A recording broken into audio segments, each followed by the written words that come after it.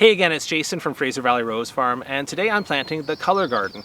This is one of the themed gardens that we're planting on our farm to show people what they can do and showcase our roses in real gardens. This one is themed to color. I'll show you the rest of the project real briefly here before I get into the specific plants that I've chosen, but it's themed for color to try to attract attention from a long distance away, just to draw people in this direction to come see our garden, come see our roses, and so on. Let me take you for a walk around and then I'll get to planting. Well, before I give you a closer look at the plants I want to use in the color garden, let's have just a quick overview of the project here. As I showed off in one of my recent tour videos, and I've just started laying out some of the plants now, is that we're creating some themed gardens. The next one over here is, for instance, the texture garden, and then we're going to do a symmetry garden using boxwoods or, in this case, probably lavender. Over here, we're doing a nature garden. This one will be a patio garden, a structure garden. And then over on this end, with these last two panels, we're talking about having a fragrance garden and a movement garden. You can see I've started to lay out plants here that will move with the wind. We've got tall grasses and plants that have longer flower spikes that will move around in the wind.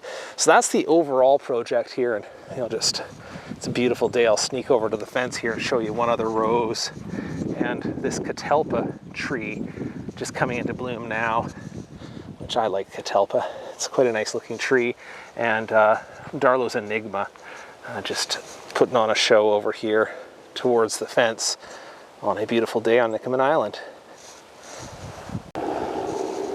Let's have a look at some of the plants that I've chosen here for the color garden.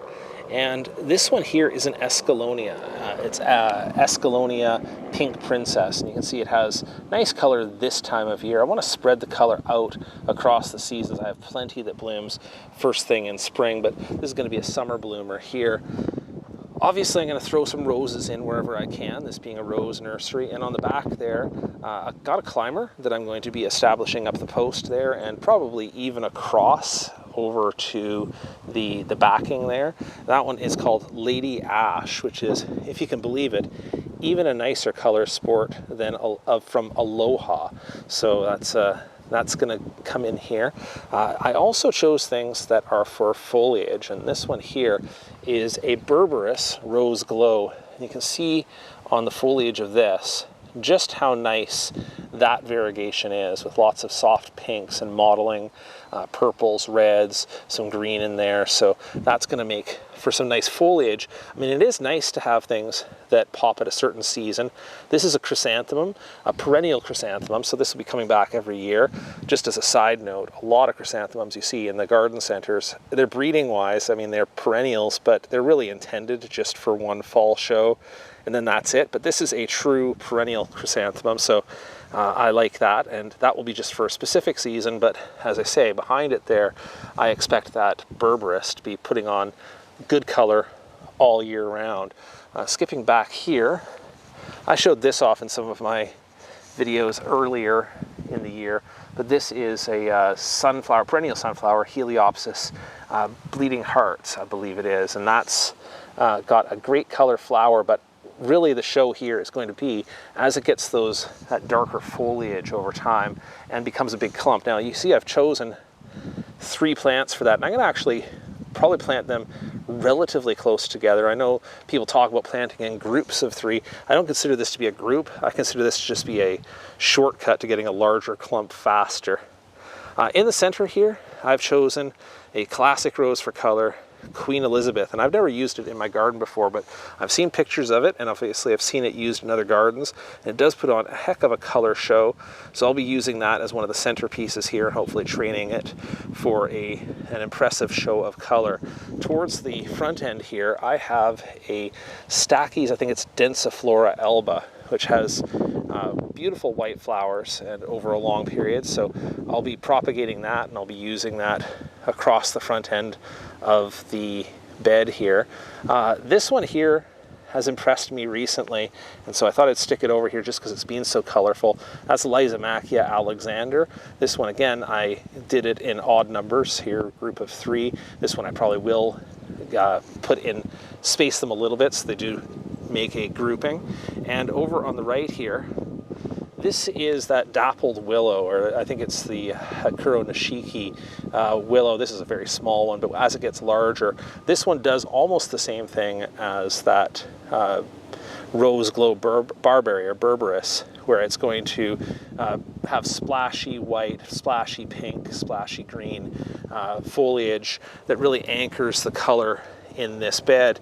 At the very back here, I grabbed a Clematis in a very deep color. I saw this in bloom at the Clearview Garden Center and was very impressed by it. So our friends at Clearview helped me to get this one, and that will be taking up the other side of the back wall here with, as I say, Lady Ash, the climbing rose, coming in on the other end.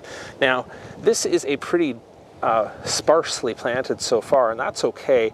I don't mind planting in stages. I know some people, when they're designing, they want to have the whole thing sorted out right from the beginning. But I think especially as goes to a color garden, something that you want to have in color all the time, you want to leave some room for annuals. And this is probably the only place in my garden where I will make ongoing room for annuals or small plantings. Like this tray I have at the front here are 4 o'clocks. These are Mirabilis jalapa, and you can see that it has sort of tropical looking colors, splashy designs on them. This is going to be quite nice, and I'll just take items like that and sort of use that to fill up the space in between. Well, here it is all planted up. I'll give you a wide shot so you can see the effect of the whole thing.